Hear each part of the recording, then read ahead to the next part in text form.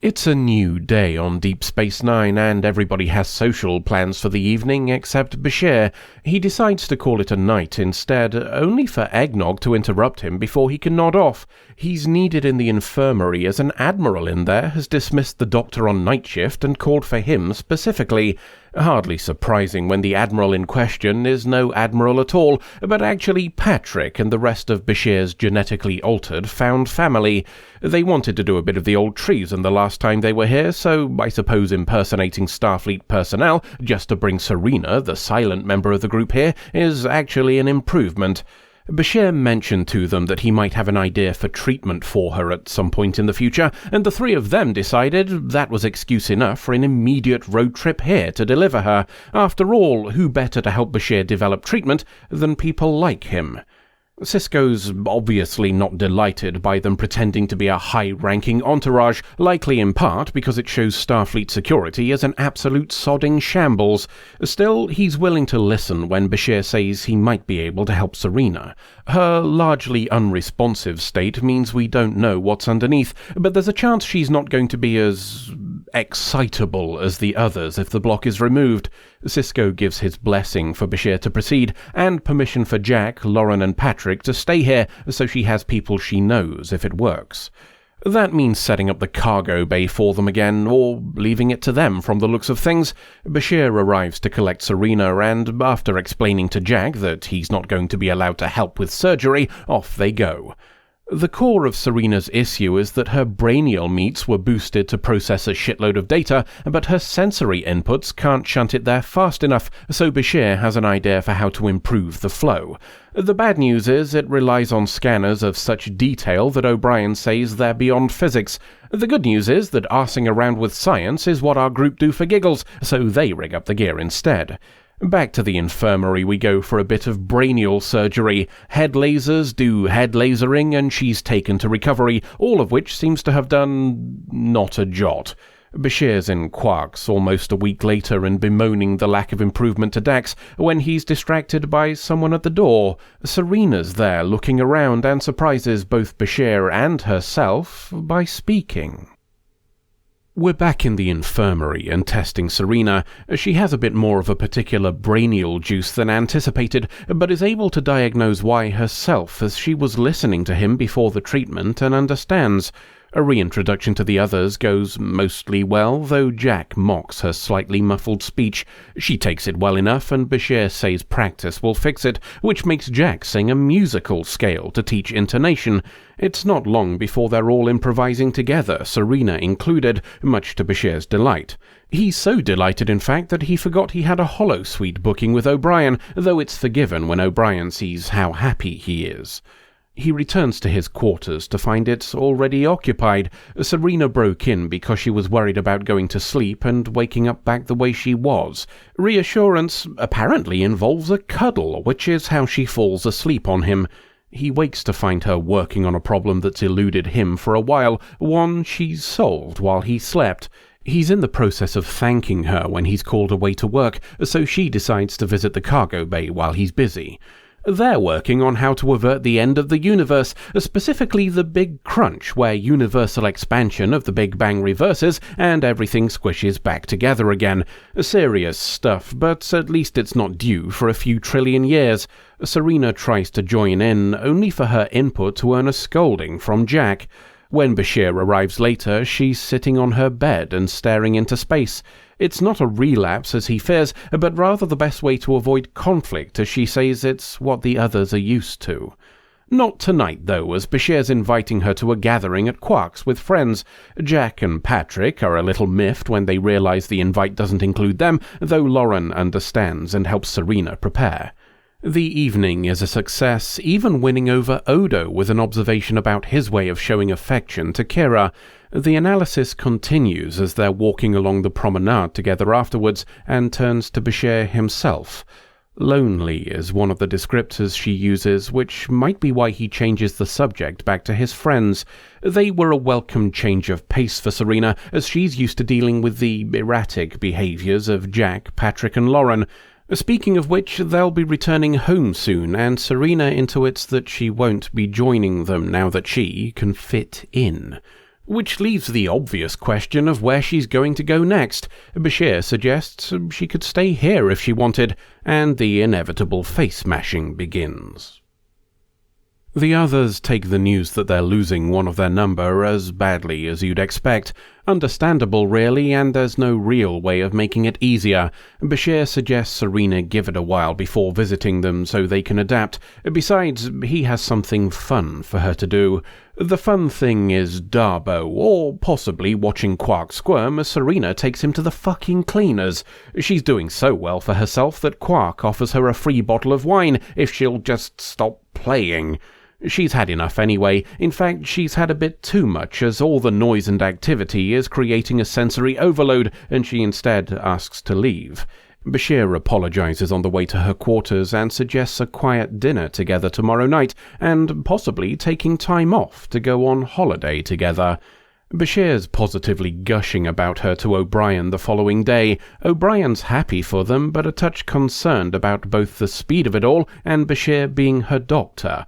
The latter's no longer true, as he's transferred her as a patient. As to the former, well, spicy brains run at different speeds, and this is the first chance he's ever had of being entirely himself.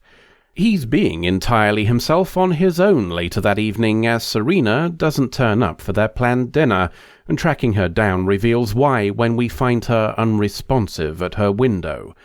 To the infirmary we go, where the world's most awkwardly held tricorder tells us Bashir's treatment is still intact, but there's no activity. Waiting around doesn't do anything, so Bashir takes her to the others instead and asks for their help in trying to reach her. Lauren agrees, and Bashir buggers off. It's some time later when they're breaking out of the cargo bay, though Jack doesn't particularly want to.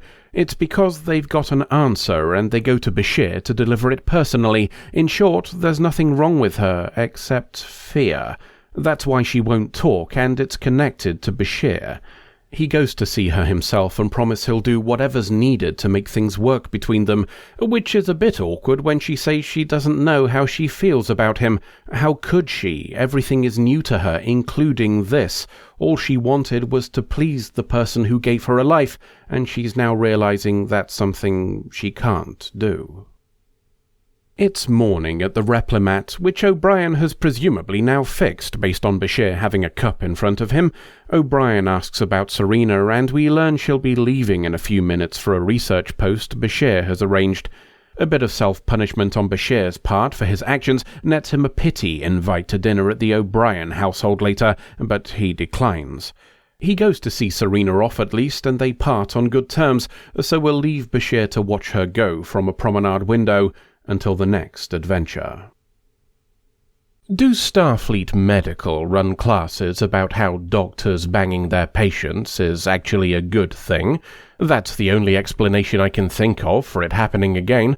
This is the second one for Bashir that I can think of after Melora back in Season 2, though you could argue it's actually the third when he met Lita after she faked an illness. Fake or not, she was still his patient.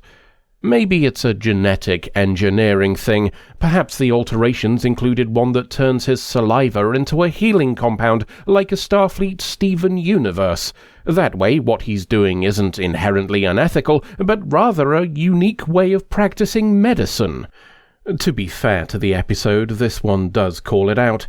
O'Brien's the first to sound his concern on the whole thing, and we'll give some points to the writers here for that choice. Raising issues about the behaviour of a friend is not an easy topic to broach, so showing it's the right thing to do is a positive message.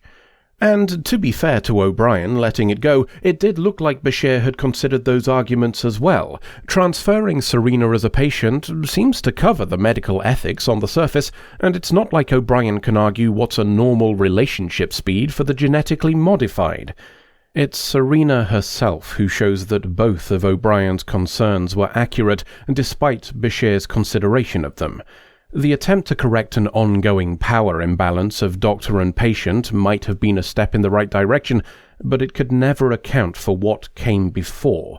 Her consideration of this as a debt to be repaid is a stark example of why such situations should never arise, even after he's deliberately removed any chance of coercive control in the future. She shows that the speed of their relationship was a problem too by her comments on not knowing what love is. This whole thing is new to her, not just a relationship, but her life in general, and Bashir's error was assuming they were both starting from the same basic level. She may have been conscious of some events going on around her while catatonic, but there's a difference between abstract knowledge of concepts and personal experience, which is something we've touched on before with 7 of 9 during the Voyager run. All of which might sound like I'm painting Bashir as predatory, so I think it's important to clarify that I don't consider this to be the case.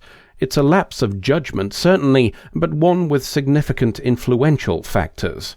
I've said before about how people with spicy brains can form very powerful bonds when they find people whose headmeat is of the same flavor as theirs.